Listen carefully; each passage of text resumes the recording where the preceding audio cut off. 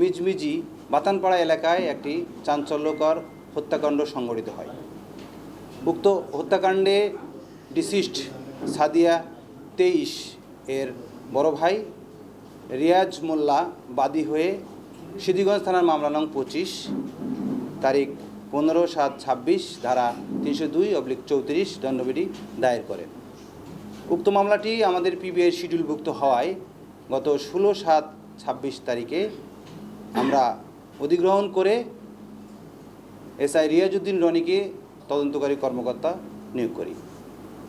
তদন্তকারী কর্মকর্তা 16/7/26 তারিখেই মামলার এজাহারে বর্ণিত 1 নম্বর আসামি ইব্রাহিম মিয়াকে গ্রেপ্তার করে আদালতে সোপর্দ করে। উক্ত আসামি থেকে প্রাপ্ত তথ্য প্রযুক্তি বিশ্লেষণ এবং ঘটনার স্থল থেকে প্রাপ্ত সিসি ফুটেজে দেখা যায় ডিসিস্ট সাদিয়া 23 এর ভাড়াটিয়া বাসায় একজন ক্যাব পরিহিত ব্যক্তি আসা যাওয়া করে, প্রায়ই আসা যাওয়া করতো, এমনকি সেই দিনও আসা যাওয়া করেছে।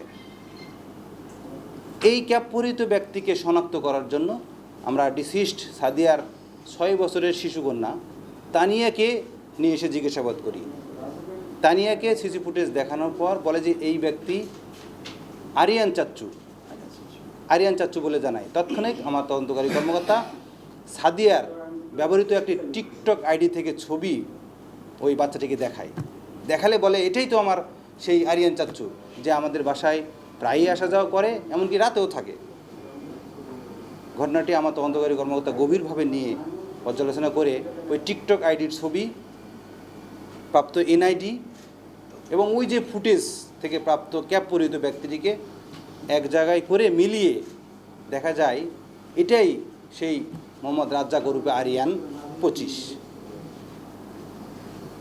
এরপরই তথ্য প্রযুক্তির সহযোগিতায় আমরা গত 21/7/26 তারিখে ঢাকার কেরানীগঞ্জ থানার জিঞ্জিরা এলাকা থেকে ওই ক্যাব পরিহিত আরিয়ানকে গ্রেপ্তার করতে সক্ষম হই।